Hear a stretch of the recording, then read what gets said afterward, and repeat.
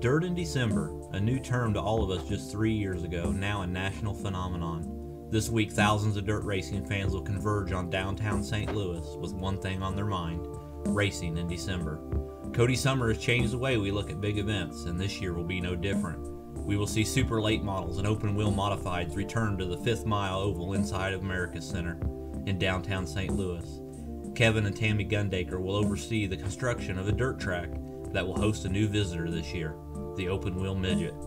Names like Larson, Bell, Kane, McCready, Abreu, and Swindell will try to win under the lights in St. Louis. Stay tuned as we debut RPM Weekly with an exclusive preview to this year's Gateway Dirt Nationals. This is RPM Weekly with your host, Tyson Graves. Welcome to RPM Weekly. I'm your host, Tyson Graves. Tonight we'll debut the hot new podcast as we're going to talk nothing but the Gateway Dirt Nationals. As many of you know, I've been running STL Motorsport Magazine in the last few months, and it's been our vision over the past several months to go to the next level and improve our content and coverage. And that is what the new brand RPM is all about. We plan to have an improved website, improved race coverage and results as part of our RPM Live campaign, as well as the addition of the weekly podcast called RPM Weekly. We plan to have a couple shows here in 2018 and then become almost weekly in 2019. We hope to focus on the last week's race results and news, features drivers, promoters, and individuals who support dirt racing across the Midwest and Southeast regions. We plan to have pretty much the same staff of reporters, but the addition of partner and director of marketing Addison Blair, who also does our website design along with photography and graphic expertise.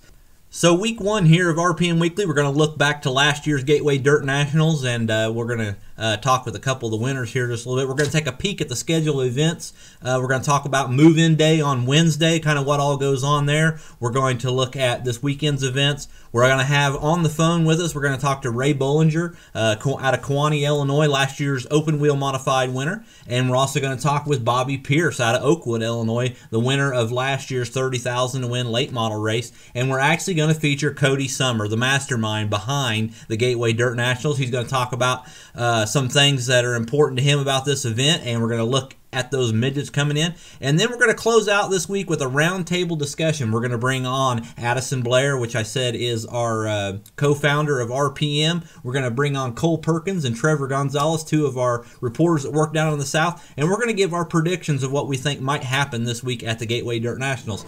We're going to take a short break right now, and when we come back, we're going to look back at 2017 Gateway Dirt Nationals.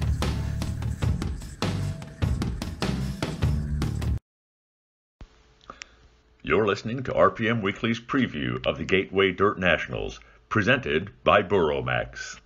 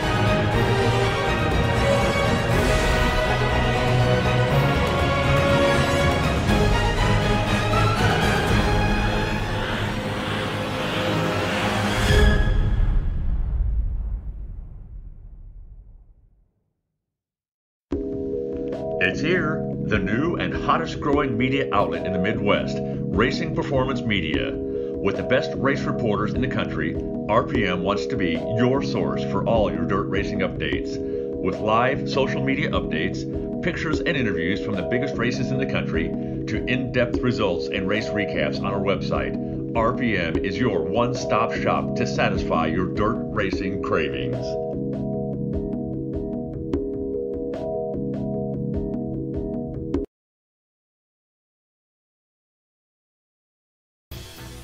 Market, connect, sell. The business of racing starts here. It's the 2018 PRI Trade Show in downtown Indianapolis, December 6th through the 8th. With over 1,100 vendor booths, you're sure to find what you're looking for in the racing industry.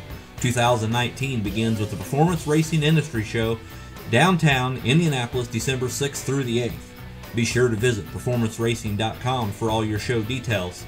Also, be sure to download the PRI Show mobile app and start planning your show today. Find show floor maps, exhibits, and seminars that you want to attend. Once again, the PRI Trade Show 2018 in downtown Indianapolis.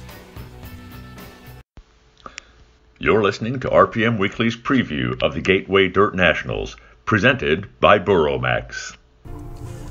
Welcome back to the debut of RPM Weekly. We got a full show of content tonight as we are preparing you for the Gateway Dirt Nationals in St. Louis this coming weekend. I want to take some time just to share my mind to give a little reflection back to the start of this event and what it's become in just the short 2 years. Later in the show, we're going to talk with Cody Sommer, and he's going to touch on some of these things as well, but I just want to take you into my mind a little bit. I remember February 2016, we all got this announcement that Cody Sommer was going to promote an event in St. Louis in December at the Dome called the Gateway Dirt Nationals. At that moment, there was plenty of buzz about this. On one side, you had the believers that this was going to be like the Chili Bowl, except with late models and modifieds, and others were just excited to see racing in December, shortening the off-season, you may say. But you also had those that wondered how the track would be big enough to race on. I mean, fans here in Illinois, we've seen small bull rings like Macon and Belclair, but not under the lights indoors. Then you had the naysayers. They said, it's never going to work. The track will come apart. The fumes will keep them from running many laps. You can't get two-lane racing. Many remembered the Indy invitation back in 2015 and feared that we would see many yellows for fumes and one-lane racing. I remember watching the videos of the test session as they were posted as Kenny Wallace and Gordy Gundaker made laps and saying, I think this is going to work. This put the faith in me that this was really going to happen. I remember only having tickets to the Saturday portion as a fan 2 years ago, so I watched the first two nights on Dirt. I remember how long it took to qualify all those cars and get heat races going on that Thursday opening night. I remember thinking to myself, this is taking a long time, but it's still pretty cool to see racing in December. I had not pulled the plug yet on my support of this event yet. Like so many had went on rants on social media saying, I told you it wouldn't work. I stayed up and watching every lap of the heat races that night. And by the end of the event, I was starting to see the racing pick up as a second groove started to come in. I got excited and kept the faith that this was going to be an awesome event. Then Friday night of 2016 put this event in good standing. I remember being at a Christmas party that night and remember the snow was flying as an ice storm was in the forecast for St. Louis. On the ride home, I remember tuning in to watch the main event. The excitement built in the closing laps as we seen a four-car battle ensue for the $5,000 prelim event. Shannon Babb knocked sideways in turns 3 and 4 as he took the lead from Bloomquist and Darrell Lanigan. At that moment, we knew something special was in the making, and Cody Sommer, along with the dirt racing community, had hit the jackpot. On Saturday, we seen the breathtaking driver intros as drivers walked out of the tunnel with smoke and music, like a football player being introduced at the Super Bowl or a Supercross rider at a Supercross event. Scott Bloomquist went on to win the inaugural Gateway Dirt Nationals that night, with Tommy Seach Jr. taking the modified portion. But then in 2017, it did not disappoint. After having a year under their belt, Cody Sommer and his team flawlessly executed the second edition of the Gateway Dirt Nationals, selling out the bottom ring of the dome and giving us all a hint of what may be to come with a test of an open-wheel midget before the weekend began, and then during the event, the announcement of the first annual Dirt Million. Last year, popular wins occurred on Friday night as Tanner Mullins took the modified portion, and youngster Hudson O'Neal became the youngest winner so far of the event at a young 17 years of age. But to top the night off, the emotional win by Gordy Gundaker, the son of Hall of Famer Kevin Gundaker, who also oversaw the track creation under the dome, picked up the biggest win of his career under the lights in his hometown of St. Louis. No one that night was more excited than the roof-stomping, fist-pumping G-Man Gordy Gundaker.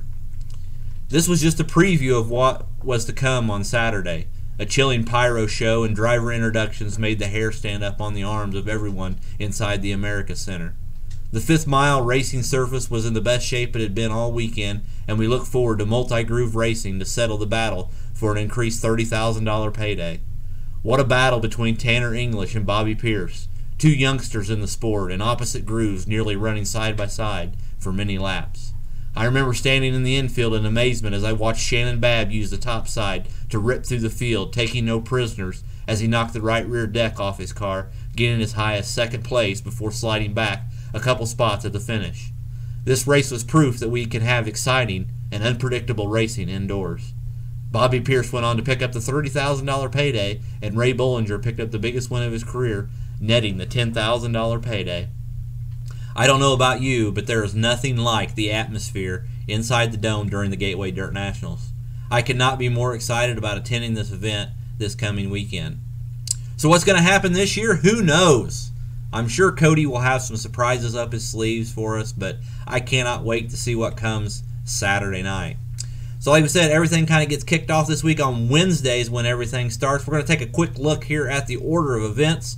Wednesday's move-in day at the America Center. 10 a.m. trailer registration opens. Teams can start to show up with their haulers and get registered, get in line. At 1 p.m., the Gateway Dirt team will start the tedious process of getting all those trailers parked inside the convention halls attached to the dome. This will continue until about 11 p.m. The toters will drop off their trailers, park their semi-portions outside. Remember, they're trying to pit over 220 cars that are entered for this event inside the convention center. 4 p.m. the vendors can start move in and set up, but you remember Wednesday is not open to the public. Only teams, vendors, and credentialed individuals will be allowed inside the America Center. Thursday is when things start to heat up. Pit gates will open at 11 a.m. Everyone will get their first peek at the cars and the drivers in the pit area there in the convention center. 1 p.m. we'll have a drivers meeting and press conference. Cody Sommer and the race directors will talk to all the drivers about the weekend rules and lineups. Matt Curl will be race directing the modified and midget portion of the event, and more than likely we'll see Kelly Carlton with race directing the late model portion. 2 p.m. the doors will open to the general public to get into that grandstand area, and 3 p.m. track action begins with hot laps in all three divisions. On Thursday night we'll have qualifying for the late models and the modifieds, and then that $5,000 to win Race of Champions, 20 laps. Past prelim and main winners, plus series champs, Hell Tour champ, and Crown Jewel winners will all be eligible for that event. Looks like about 13 drivers in the late model division that are registered will be participating in this event. And then we'll close out Thursday night with heat races for the modifieds. Friday action will really pick up. Pit gates will open again at 11. The drivers and press conference, drivers meeting and press conference at 1 p.m. 2 p.m. the doors will open in the grandstands once again, and shortly after that they'll start engine heat for the midgets, and then they'll start qualifying the midgets sometime a little before 3 p.m. At 3 p.m. late models and midget heat races, and then those last chance races for all three divisions to line them up for those two prelim features in each class. And the big part of this is the top four from each of the prelim features will be locked into Saturday's event and the redraw. So big time to finish in the top four there on Friday night.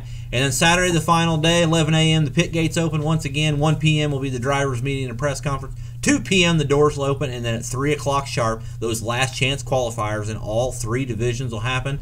Then we'll have opening ceremonies, which is also a great time. Pyrotechnics will have the big driver intros, and then there'll be the $30,000 super late model race will start things off. The midgets will run for $10,000, and the modifieds also for $10,000 after that. So what a weekend of action-packed, lots of racing action. If you have not been to this event, you need to go. I promise you, you will not be disappointed.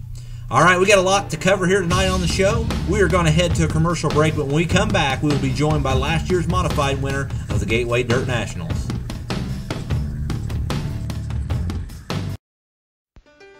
It's coming to a track near you in 2019, RPM Live, the only live and exclusive pre-race pit show with driver interviews and exclusive content on the biggest events in dirt racing. Stay tuned to RPM Networks for more details in the coming months. Be sure to visit our webpage at racingperformancemedia.com for all your racing news. You can also give us a follow on our Facebook and Twitter pages, where we bring live updates from the track and keep you informed on the late breaking news in the dirt racing world.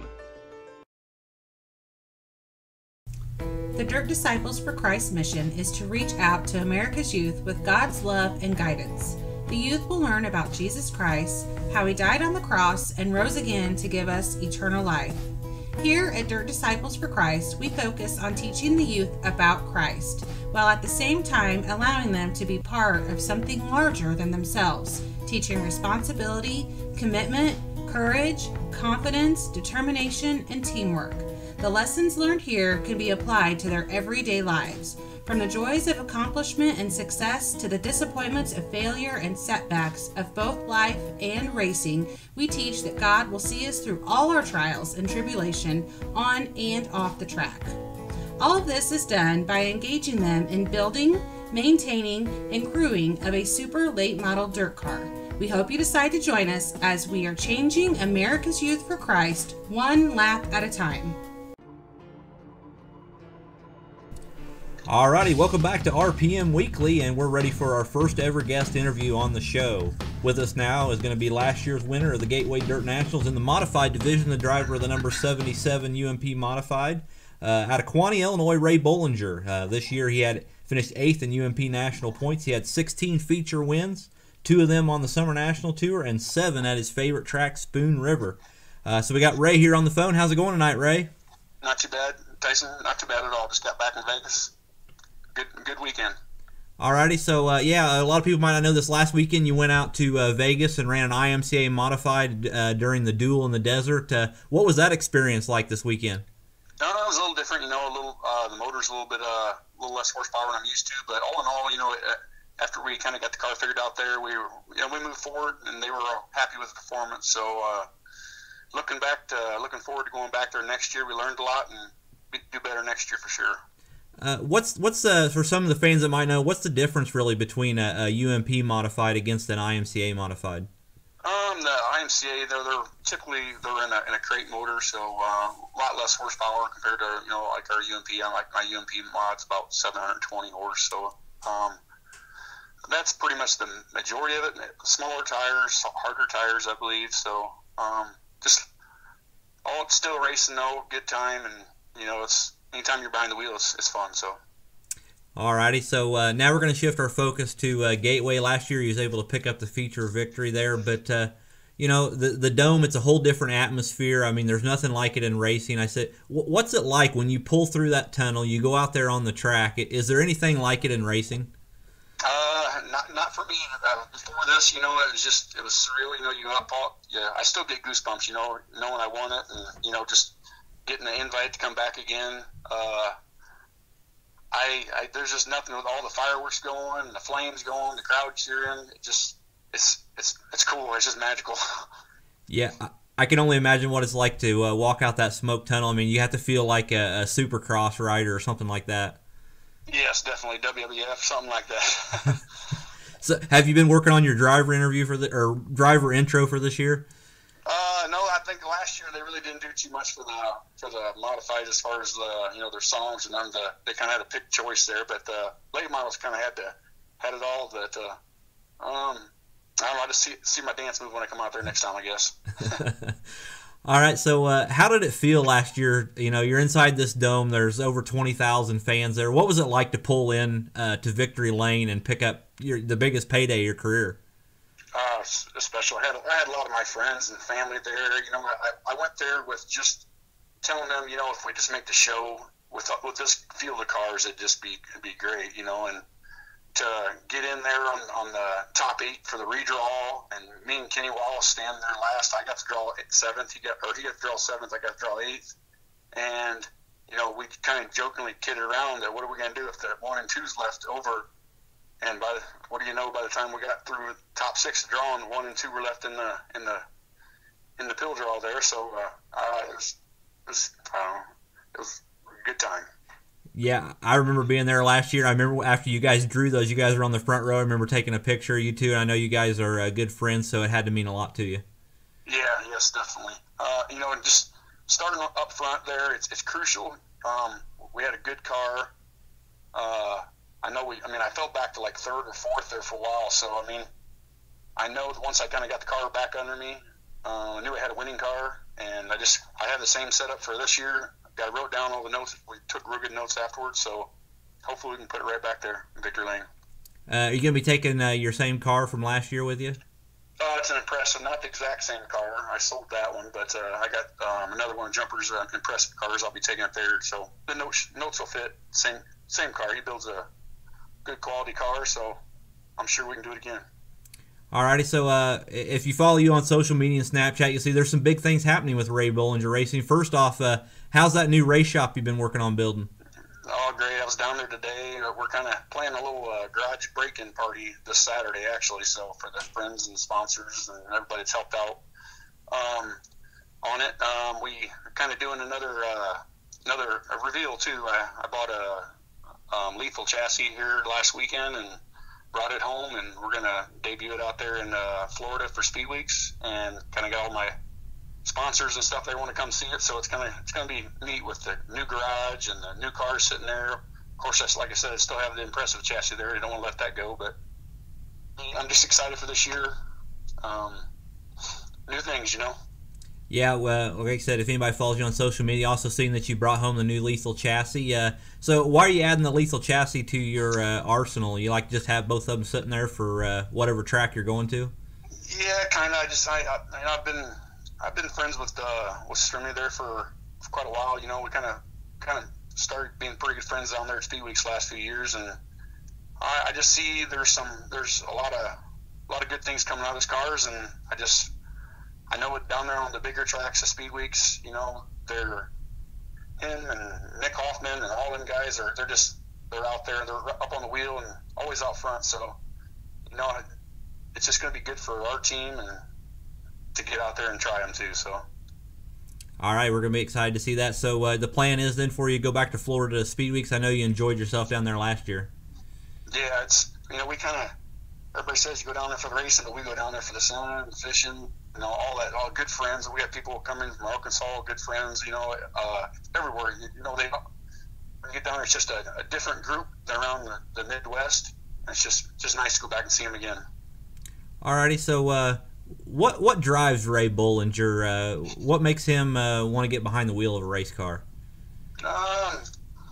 Years ago, I guess when I was a kid, a neighbor, he always had race cars, and I seen how it all worked, and seen how all his friends all came behind him, and you know, it's addicting. You know, once you set foot in it and you win one, you just want more. You know, and then you get all your friends and crew to come up, and they believe in you, and I guess it just draws you in. I know you especially like going up to Spoon River, and one of those things you like to go fishing on before you go racing. Yeah, it's kind of a perk. You know, we go down to the lake down there, and it's an enjoyable weekend. You know, you get to go fishing and racing and have your friends there. You know, we go down to the local creek there and pick up a few bass out of the creek, and you know, it's a plus. We go camping, fishing, racing. You can't beat it. Alrighty, so as we was to look back on the 2018 season, what's one of Ray Bollinger's favorite moments of the season? I'd have to say probably down there at Spoon River Speedway. You know, when we got some national win there, Kenny Wallace right on us. That'd probably be one of the perks of this year, really. You know, the mind always goes back to the Gateway. It's kind of hard to. I know it was last year, but it just doesn't seem like it was that long ago. But I guess that'd have to be it. Yeah, we're closing in. Like I said, just a few days away from move-in day at Gateway Dirt. It's going to be a great time this weekend. Is there any other career aspirations that Ray Bollinger has? I know a lot of people might not know as well that you work security at a maximum security prison, which is something kind of neat. But what other career aspirations does Ray Bollinger have? Not too much. You know, I actually am a locksmith there at the prison. I went from being security to maintenance locksmith there, so it's I'm happy with my life. Just want to keep racing, have fun with my friends, and I'm content. That's what it's all about. Alrighty, Ray. Well, we thank you for taking a few moments with us. We wish you luck this weekend, and maybe we'll be taking pictures of you down there in Victory Lane. You'll be repeating this thing. Sounds good. Thanks. See you then. Alrighty, we just heard from Ray Bollinger, last year's winner. When we come back, we're going to catch up with Bobby Pierce here on RPM Weekly.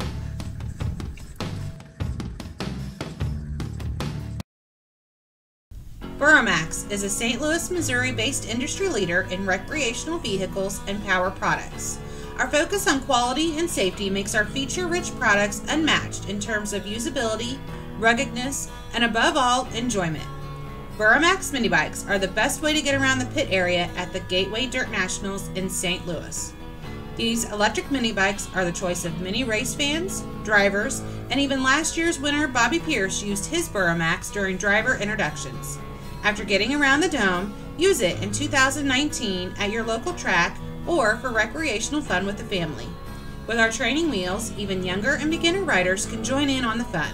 Visit Buramax.com or stop by our booth during the Gateway Dirt Nationals and see what bike fits your needs. Buramax, capable, reliable, and heaps of fun. There literally is nothing like it. This is the great equalizer. This racetrack, this venue. 200 race cars on the nose in the pit area, and they are getting ready for battle here today. Christmas comes early, and it's like Christmas Day right here. To have this kind of atmosphere with late model racing is just truly incredible. This is what it's all about. This is what the sport is all about. Dirt track events usually take 5 or 10 years to become ingrained in the culture of dirt late model racing. It's taken the Gateway Dirt Nationals 365 days, 1 year, and believe me, this thing isn't going anywhere. The youngest driver in the history of the Gateway Dirt Nationals is going to be Hudson O'Neill picking up 5,000. St. Louis, are you ready? Checkered flag is in the air. The winner of your second late model feature, Gordon Bendaker.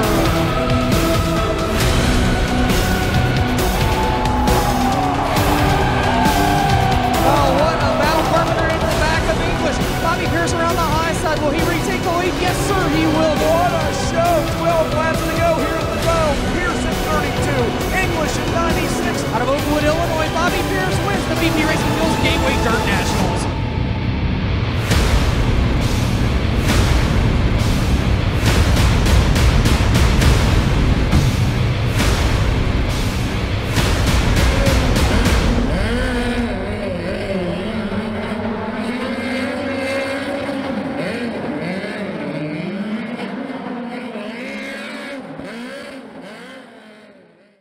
Alrighty, everybody, welcome back to RPM Weekly, and we are ready for our next guest. We're going to talk to last year's late model winner, Bobby Pierce, out of Oakwood, Illinois. We got him on the phone with us. How's it going tonight, Bobby?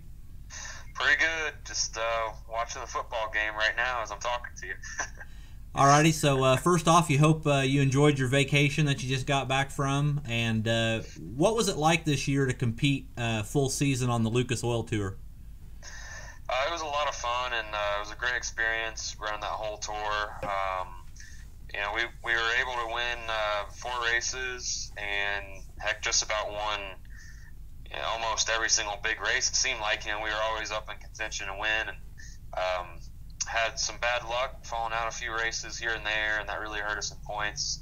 But we ended up 7th in points, and like I said, picked up a few wins on the Lucas Tour, so heck, can't complain with that. When you're running with the best of the best, it's pretty good. Alrighty, so Bobby, you've won and raced in the biggest dirt events there probably are. I mean, all the way from you raced in the Truck Series race a couple years ago, nearly won that. You've won the World 100, you won the Show Me.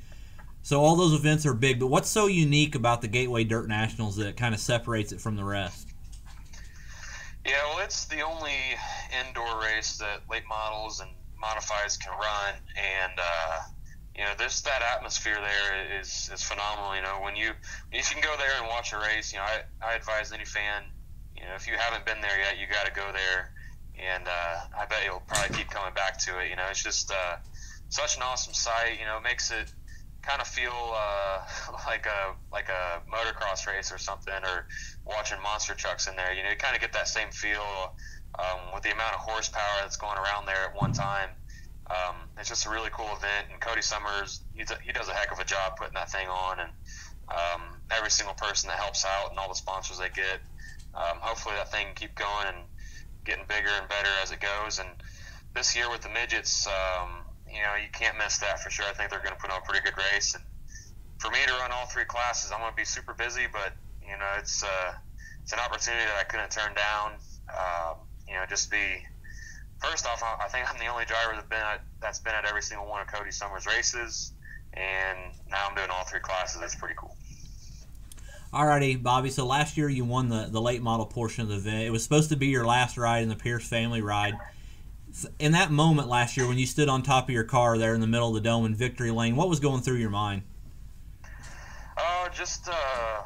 I was really wanting to win that race because I know that it's probably going to be one of the biggest races, and it's one of the most unique races anyways. And to win that, it kind of feels like I'm just really glad to get that out of the way, because some races like that, they can be really tough to win. And like I said, just how big that event is, it's really cool to win that and just get it out of the way for now and focus on trying to win another one. Alrighty, so last year you just briefly said that you're going to run the triple this year. Last year you did double duty in the late model and the modified. How challenging was that just last year doing double? It was pretty challenging. Luckily, nothing happened too bad where we had to really scramble and repair a nose or fix a bumper or whatever from knocking the tires in, or we didn't really have to fix anything in a fire drill, so that really helped out. Like I said, and everything went pretty smooth. I finished about 5th or 6th in the modified, I can't remember, but we had a good run both classes. Just making the show in both and running all the laps in the feature and having a decent finish is what I was hoping for. And winning that late model race was just the icing on the cake. So I almost didn't win that thing. It was pretty close there with me and Tanner English. I got stuck up top through the lap traffic when I was trying to get around him, and that let Tanner sneak in the bottom, and he got me and I got him back, and then a caution came out, and luckily I had the lead with where the cautions fell, and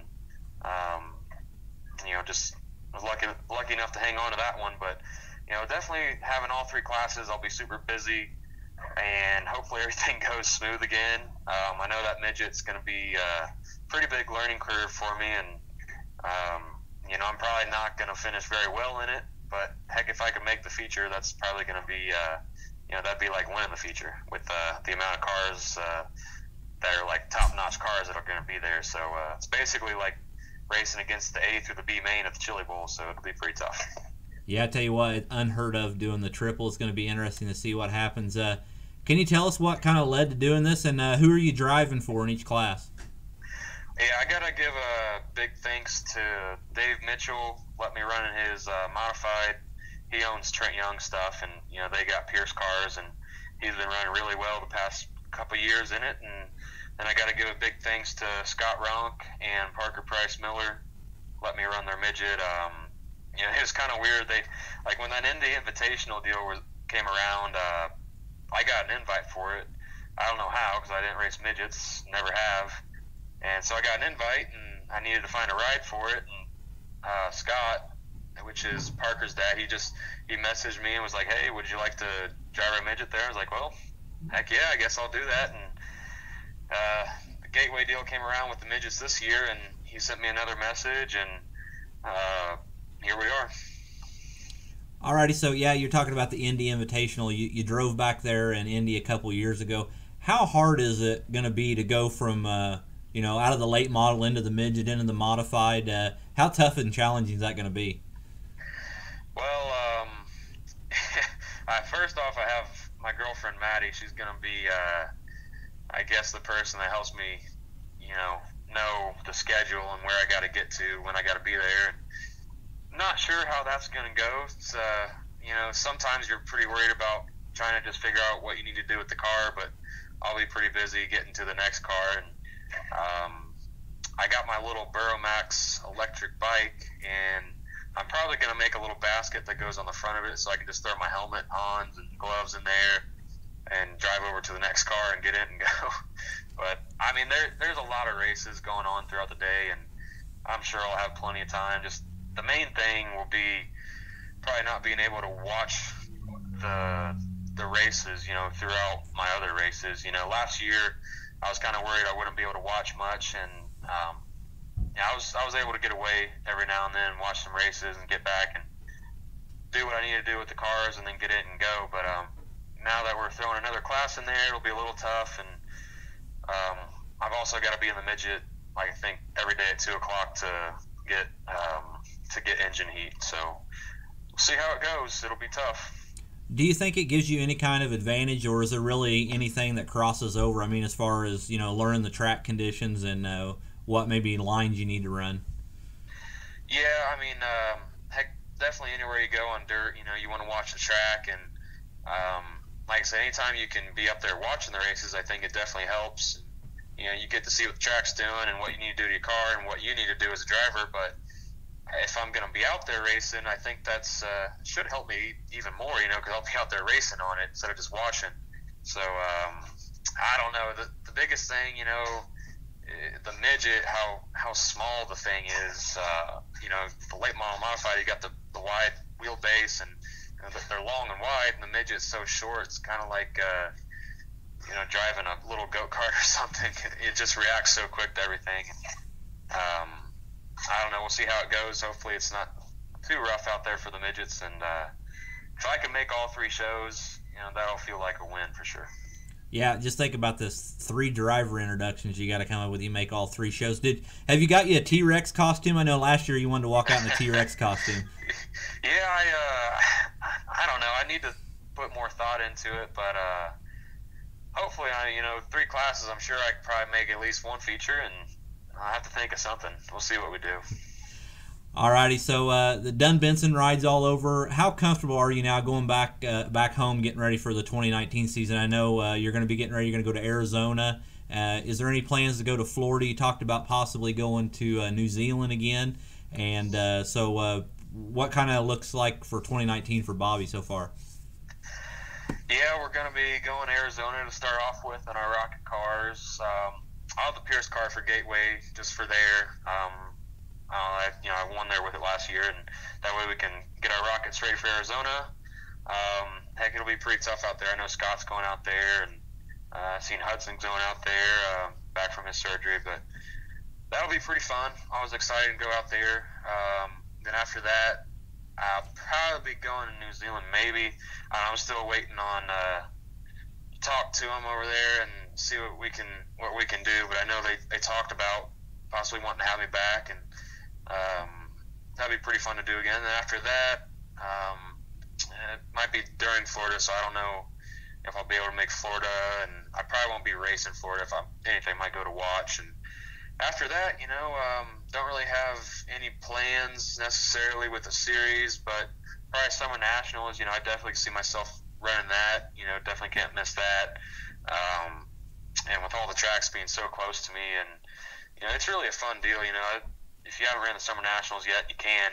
I definitely would do it. You know, it's a lot of fun, and a lot of races paying good money, so it's definitely a cool deal. And just hitting all the other big shows up that we can, and just luckily, you know, just got to give, you know, I'm just really appreciative of all my sponsors on the car this year, and have a few new ones coming on board for next year, so that's really cool. And pretty soon I'll probably be doing a release of all my sponsors, and I know I'm just getting the final touches on my graphics done, putting those on for Gateway, and it'll be a pretty cool year. I'm looking forward to it.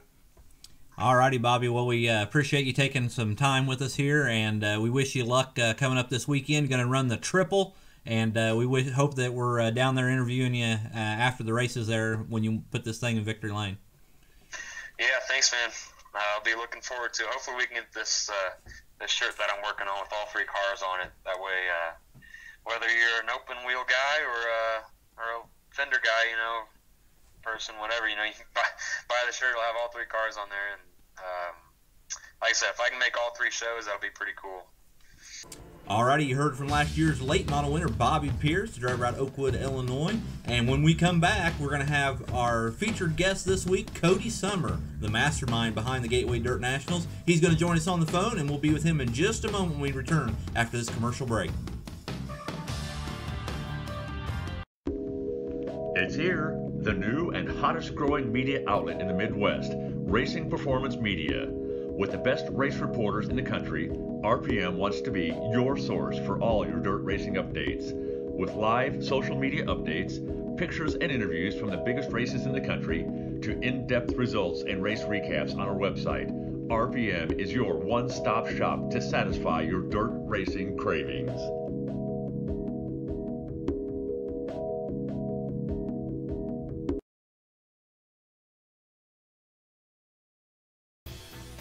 Market, connect, sell. The business of racing starts here. It's the 2018 PRI Trade Show in downtown Indianapolis, December 6th through the 8th. With over 1,100 vendor booths, you're sure to find what you're looking for in the racing industry. 2019 begins with the Performance Racing Industry Show, downtown Indianapolis, December 6th through the 8th. Be sure to visit performanceracing.com for all your show details. Also, be sure to download the PRI Show mobile app and start planning your show today. Find show floor maps, exhibits, and seminars that you want to attend. Once again, the PRI Trade Show 2018 in downtown Indianapolis. This is RPM Weekly with your host, Tyson Graves. Welcome back to the hottest new podcast, RPM Weekly. I'm your host, Tyson Graves. This week we've been talking everything Gateway Dirt Nationals, and we are just a couple days away from the move-in at the America Center in downtown St. Louis. Right now we're joined by Mastermind of the Gateway Dirt Nationals, Cody Sommer. First off, thanks, Cody, for taking some time to talk with us, and we're excited to have you on the show. No, I appreciate it. Appreciate you having me on, and looking forward to it. Alrighty, so Cody, we'll just do a little small talk here. How did the idea of the Gateway Dirt Nationals start, and how did the opportunity present itself to you? Well, it actually goes a lot further back than most people realize. I had wanted to do an indoor late model race for quite a while, in particular a late model race, and I had the aspirations of doing it actually at Lucas Oil Stadium in Indianapolis during PRI weekend. I just felt like it would have such an amazing turnout, and I felt like it would just be a great opportunity. So I tried for a long time to make that happen, and to be honest, that was about a 4-year ordeal, back and forth for 4 years, and then I kind of just got to the point where they're just not going to allow it. They're not going to do it. So that was where Indy Indoors, my indoor midget race, was born, was because really I just kind of fell in love with the during PRI concept. And if the stadium wasn't going to do something, I went to Bankers Life Fieldhouse with the midgets, and basically learned that venue is too small, and the schedule that it allows with the Pacers playing basketball, it's not really a very efficient event, as we found out. Now, it was successful. We had a great turnout in that regard, but just wasn't something that had sustainability. So that was where I really shifted my focus onto a different venue, and that was kind of when the Rams were leaving St. Louis, so it kind of opened the door a little bit. I've always had feelers out there at different venues and different places, but that one really kind of went to the top of the stack when the Rams were leaving, because it did open up the conversation lines a little bit more fluently and allowed that conversation to really pick up pace, and it wasn't long that I was able to get something put together with them. Alrighty, so I mean, you had the idea of this event. You go into St. Louis the first year. I mean, it had to be scary doing it, but did you ever have any idea that this event would grow so quickly over the last 2 years? Well, I certainly had believed it and envisioned it to be that way. I certainly thought that the experience that I had in Indy was going to, just like anybody in business or in life, the golden rule is you're supposed to learn from what you've done and grow from it, be better. So I had a lot of confidence that the experience in Indy was going to help make the experience, that initial one in St. Louis, a lot better and allow it to be really successful. So I had confidence. It really boils down to, though, is do the fans and do the teams and the drivers, do they get behind something? That's where you just don't know. And I knew when we announced the race in February, I remember it like yesterday. I was in Volusia, and at Speed Weeks announced the race. I knew when pretty much my phone was blowing up and the track was in the pit area was abuzz. I knew that we had, I felt really good then. I felt like we were going to get that support, and people were really looking forward to it. And it was just a matter of strategically marketing the event and keeping everybody's attention span for an entire year-long process, get them to the dome and just, in December, and obviously execute a plan to have a successful event. So, that first day wasn't easy on anybody. We raced late, but we made tweaks and adjustments, and just I believe every day we've done anything inside that building. Even last year when you went into year 2, I believe we've just constantly improved every time we've hit the floor. Yeah, I can say personally, being there the last couple of years, I mean, I remember going out on Saturday last year before the last chance races for the late models, and the track was just amazing on Saturday. I mean, the second lane opened up, and I mean, you could see Shannon Babb last year, the way he was able to use the top side, that you guys got a track going there, and each year you continue to make it better. Yeah, and we got a great team of people. I mean, obviously the Gunbakers and Kevin and Tammy and Bob, they do a lot with the racetrack and helping with that, with the event. Got a lot of other great people. Jacob's very involved. Emma now, and just again, just a great team of people that help make it all possible. This year we've got even new things that we're implementing into the event. Obviously the midgets are a big one, but even outside of the midgets, there's a lot of things. We're going to tweak the track a little bit. It'll be slightly different.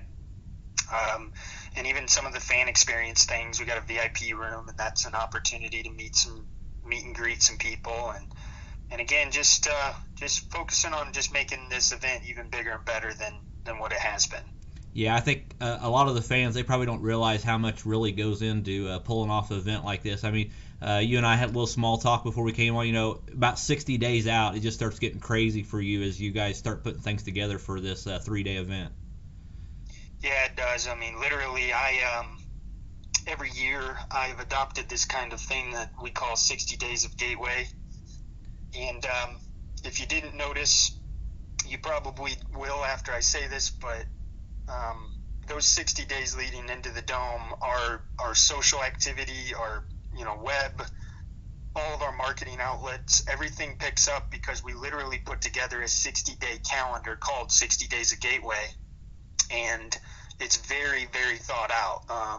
You see a lot of the stuff that goes out now, the posts, the videos, all of that stuff has been planned for the 60 days and executed strategically to what we feel like is the right time and the proper time to do it. So, of course, doing that 60 days, it kind of is a lot of work. And then you get into the 30 days, which is where we're at. Obviously, we're inside of the 30 days now. So that's where it obviously gets really hectic when you start coordinating all the logistics at the dome and on site and getting the track built and all your vendors and making sure that the teams are where they're supposed to be and everybody's doing what they're supposed to do. All right, for those of you who may be just tuning in, we're on the phone right now with Cody Sommer talking about this weekend's 3rd annual Gateway Dirt Nationals. So, Cody, this year, we know last year they had the midget test there on one of the days before things started. This field, you're adding the midgets. I want to just read a few stats that I was trying to put together here and try to put them together as accurately as possible. Of the drivers that were invited, there's 26 USAC championships represented, 13 World Outlaw championships represented, and there's 12 Chili Bowl A-Main winners that have been invited to this event, and several of these drivers have ran in the NASCAR series. So you don't just have a midget field here; you got the best of the best. What do you expect this year, and as we add these midgets to the event? Well, obviously, I expect there to be a little bit different, by different, I don't mean a different fan base. I think that there will be the addition of some different fans this year. I think a lot of people are like, gosh, you're going to double your fan base, your attendance because these. No, I don't believe that. I mean, there's a lot more crossover in dirt track racing than people realize. I mean, you love dirt track racing. Most dirt track racing fans love to watch anything. So a lot of those fans are already coming. But it is going to bring some that are strictly hardcore open wheel fans or midget or sprint car fans. And obviously, a lot of the drivers in that division, in the midget field, they have a lot of experience, as you just mentioned. So when you bring those type of drivers into a venue and into an environment like the Dome has, I think that we're going to see amazing racing. I mean, just really amazing racing. And I think I think that it might even be some of the best racing of the weekend. We've had some great racing. So the track and the layout is, in my opinion, perfect for a midget. And we kind of saw that at the test. It just seems like it's going to race really, really good. So I'm looking forward to the addition of them. And of course, the late models have always put on a great show, and so haven't the modifieds. So it's just kind of a really big group of different type of racing, and I think that's what it's all about.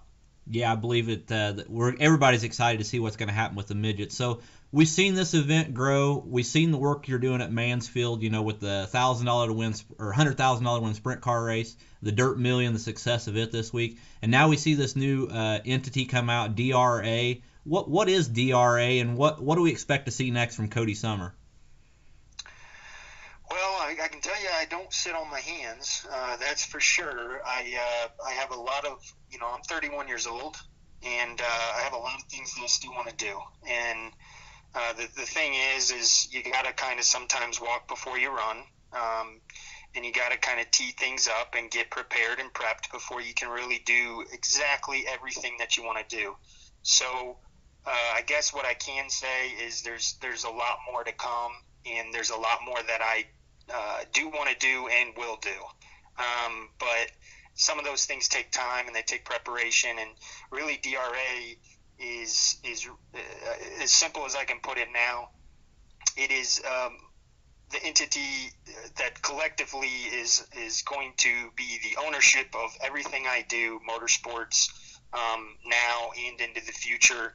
But more than anything, it is an entity focused on the health and the future of dirt track racing, not just late models, not just sprint cars, but dirt racing in general.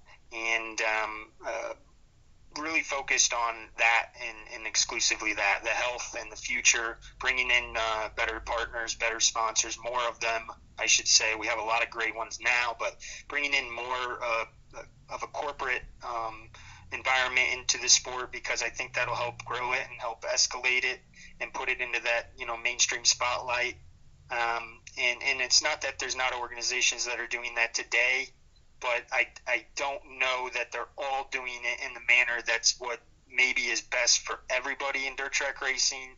And that's what DRA is really, the envision is to do just that, is to grow dirt track racing and make anybody that's a fan in dirt track racing benefit from that.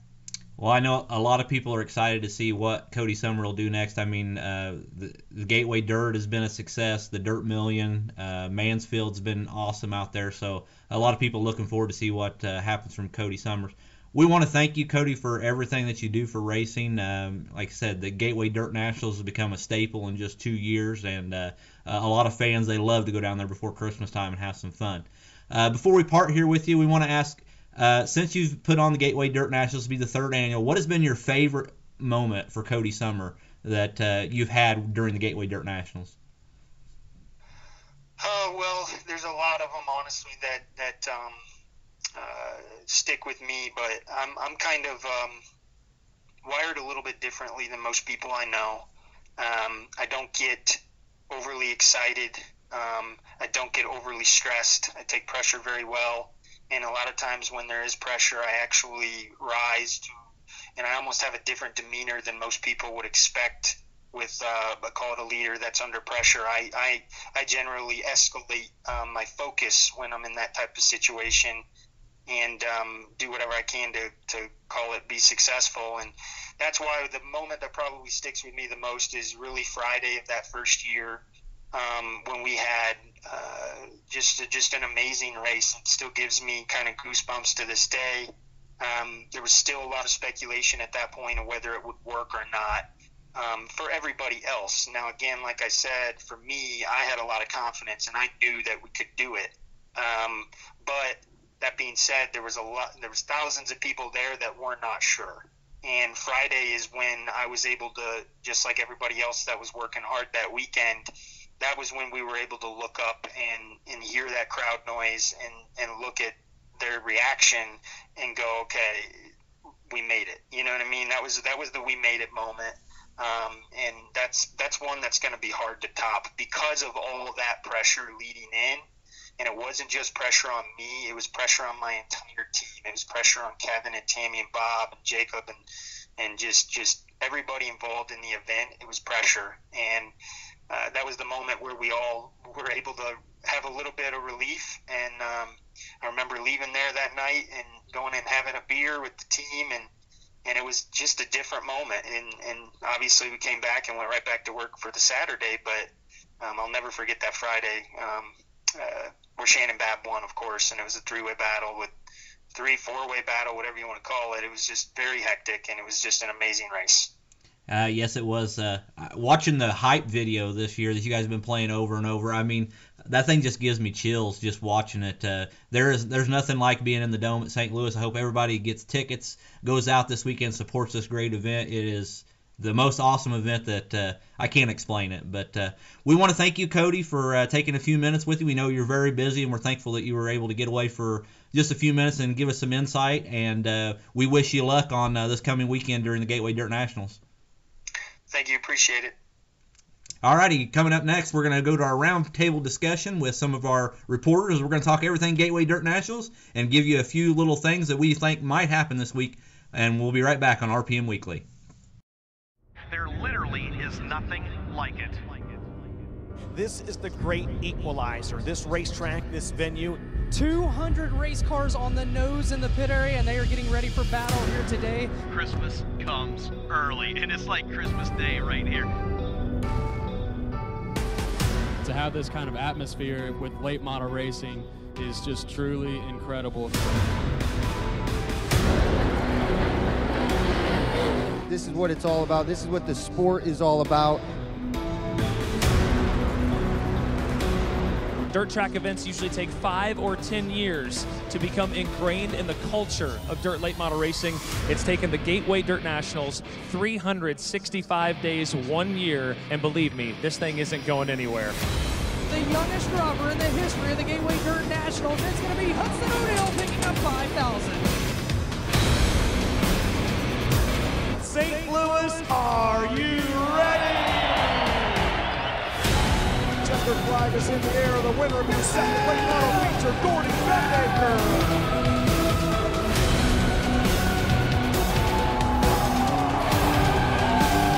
Oh, what a battle partner in the back of English. Bobby Pierce around the high side. Will he retake the lead? Yes, sir, he will. What a show. 12 laps to go here at the Dome. Pierce in 32. English in 96. Out of Oakwood, Illinois, Bobby Pierce wins the BP Racing Tools Gateway Dirt Nationals.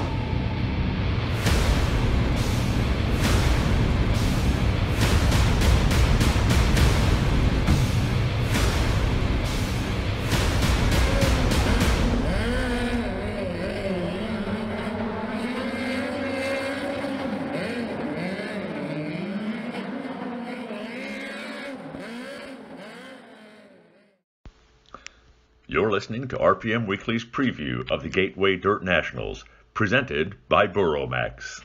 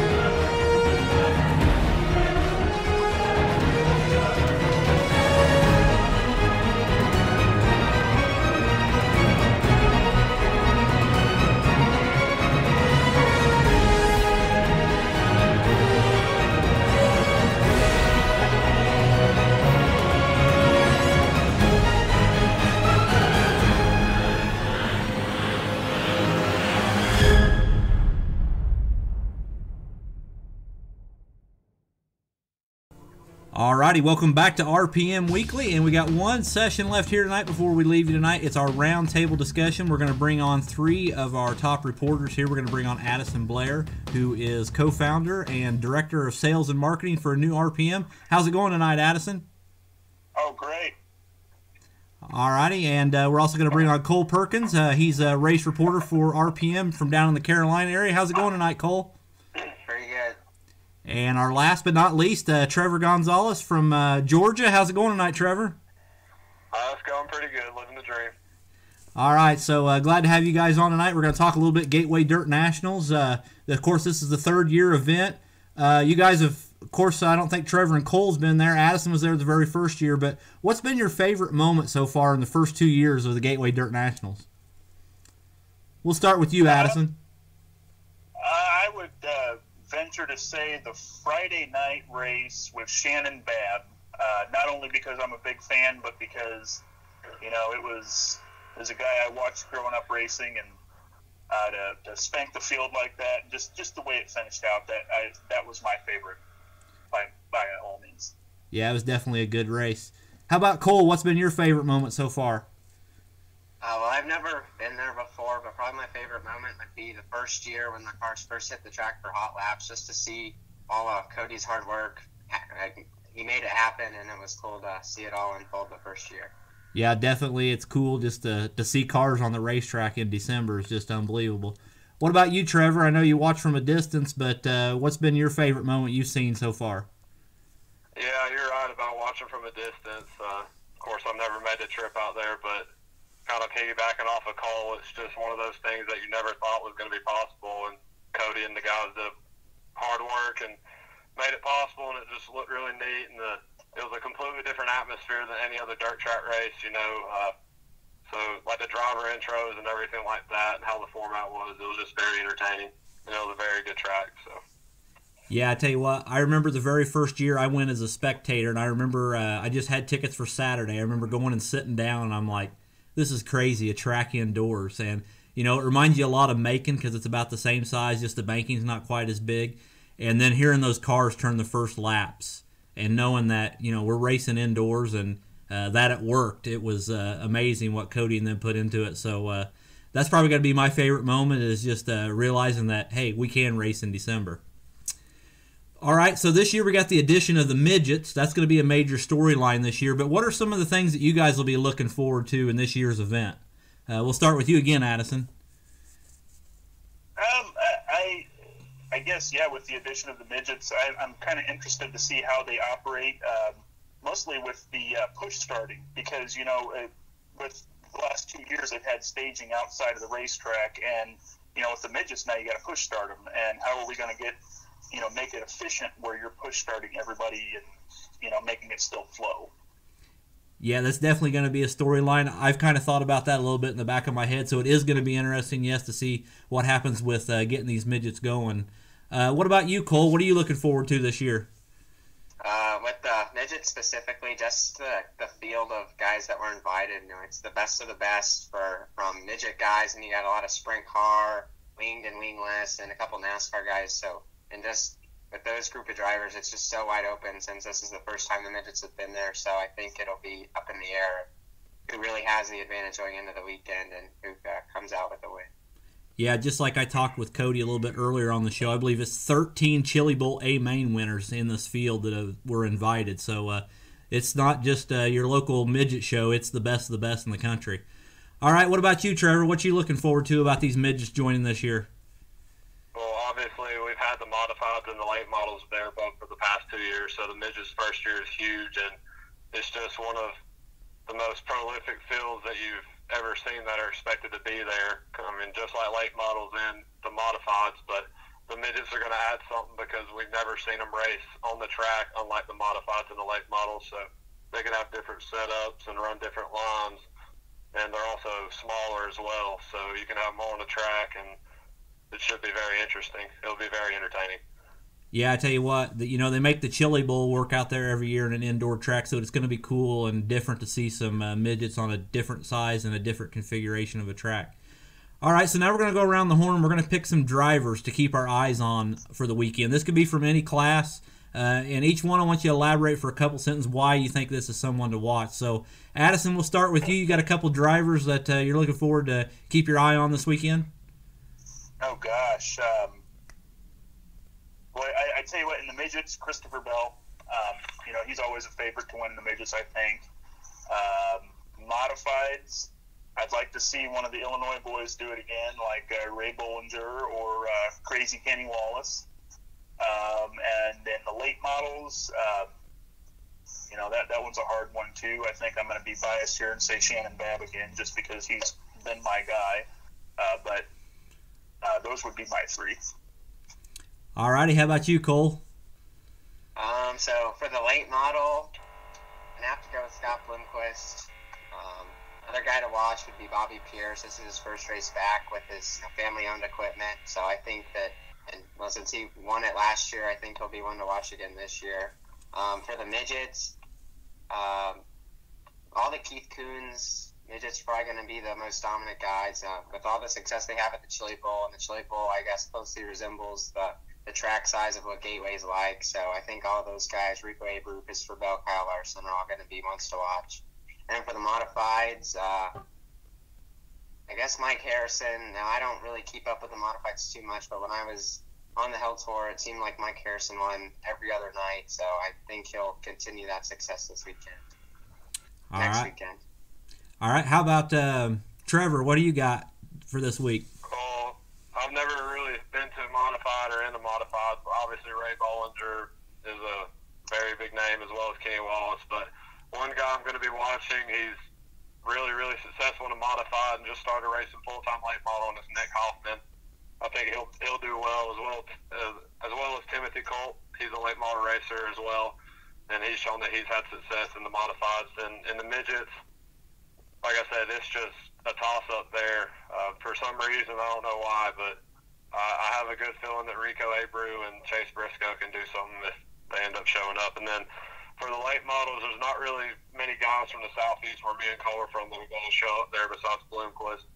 But Bobby Pierce is one to watch, and Billy Moyer and Billy Moyer Jr. also. But one guy that really doesn't get the recognition, he races the Mars Series, and not many people know about him, but he made some noise last year, and that's Tanner English out of Kentucky. He's a very good driver. He's really young. He's one of the most underrated guys around here, and he'll make a name for himself again. All right, a very star-studded, multi-diversified field there, but I'm going to go through just a few names here as we get ready to close out our discussion here. But we look at the modifieds, and like Cole said, Mike Harrison, 7-time UMP champ, he's definitely going to be tough. It'd be nice. He runs good at Macon, which is another track that's similar to that, so it could be him. You got to look out for Kyle Strickler. He's going to be there in the JHA Motorsports number 19.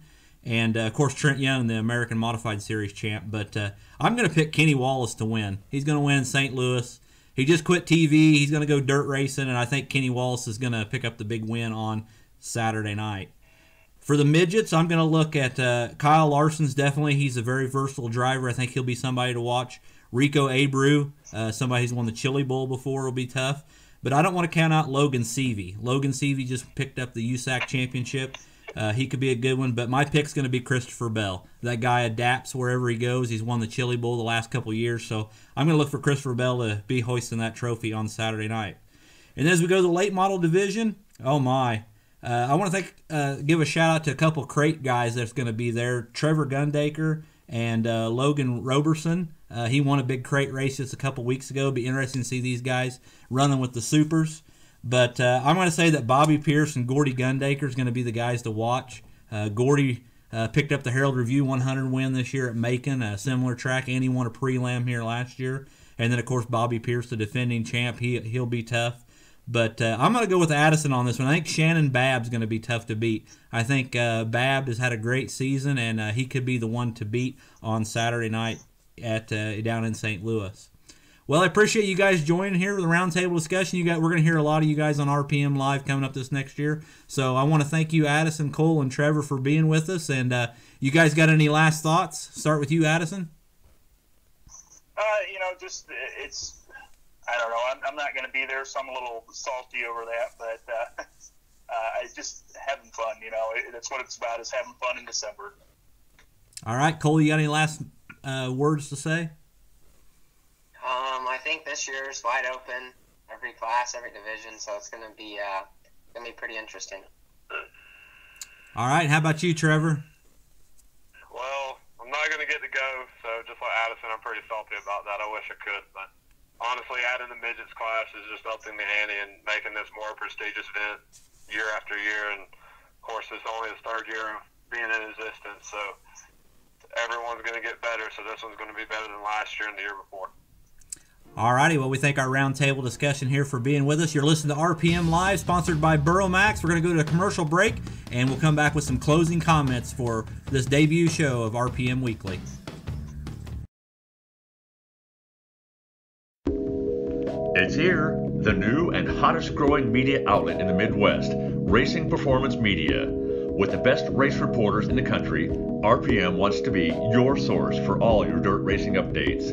With live social media updates, pictures and interviews from the biggest races in the country, to in-depth results and race recaps on our website, RPM is your one-stop shop to satisfy your dirt racing cravings.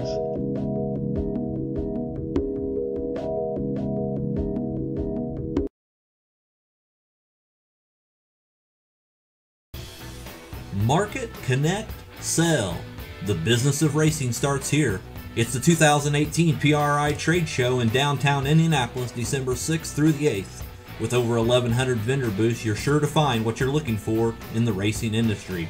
2019 begins with the Performance Racing Industry Show, downtown Indianapolis, December 6th through the 8th. Be sure to visit performanceracing.com for all your show details. Also, be sure to download the PRI Show mobile app and start planning your show today. Find show floor maps, exhibits, and seminars that you want to attend. Once again, the PRI Trade Show 2018 in downtown Indianapolis. Burromax is a St. Louis, Missouri-based industry leader in recreational vehicles and power products.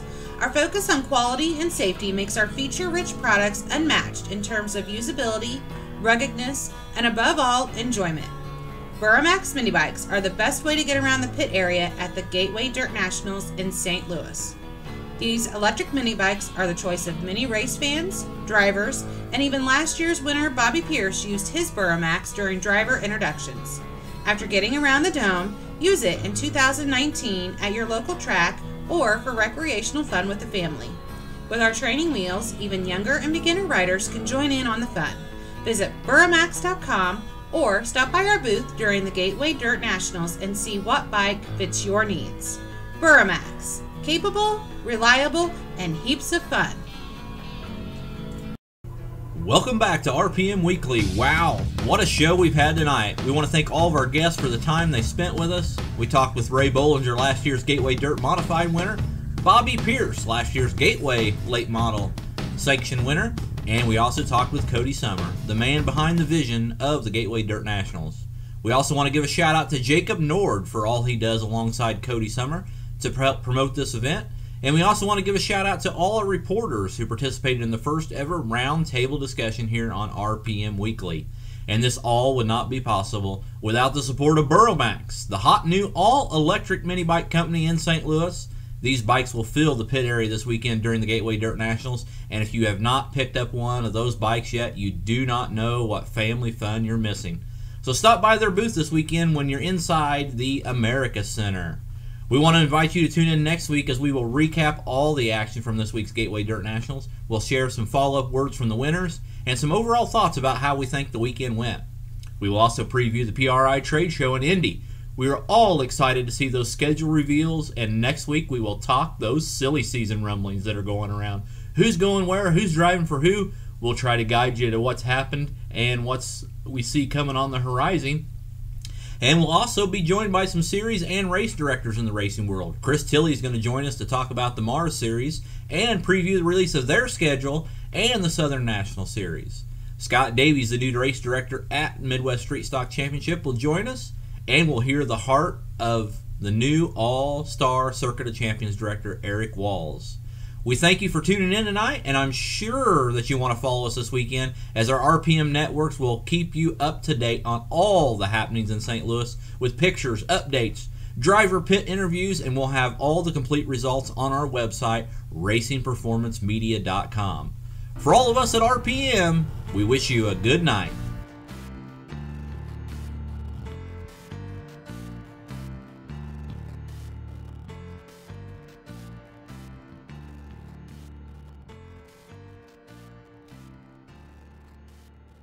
There literally is nothing like it. This is the great equalizer. This racetrack, this venue.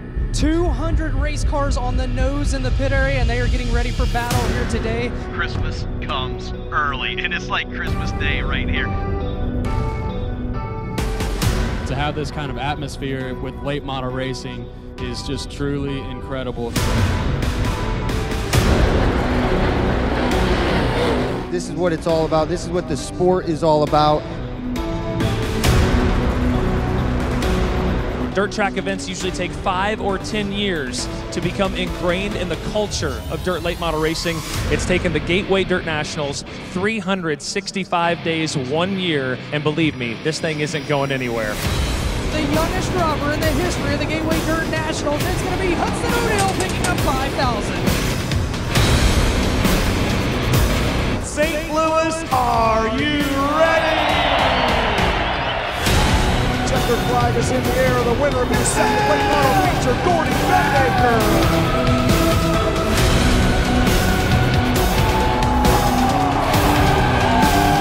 Oh, what a battle partner in the back of English. Bobby Pierce around the high side. Will he retake the lead? Yes, sir, he will. What a show. 12 laps to go here at the Dome. Pierce at 32. English at 96. Out of Oakwood, Illinois, Bobby Pierce wins the BP Racing Wheels Gateway